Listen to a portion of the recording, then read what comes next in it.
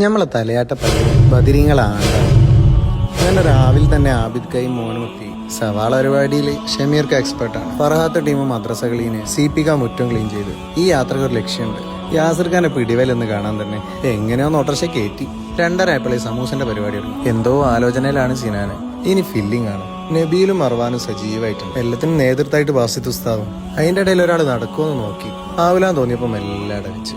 അതാണ് റിഫാസും അലിയും പുറത്തുനിന്ന് പേക്ക് ചെയ്തു. ഇനി പൊക്കോട പരിപാടി. ആ പൊരിച്ചിൽ കാണാൻ രസമാണ്. പൊരിച്ച് കഴിഞ്ഞപ്പോഴേ ടേസ്റ്റ് ഒക്കെ പാത്തു വന്നിക്ക്.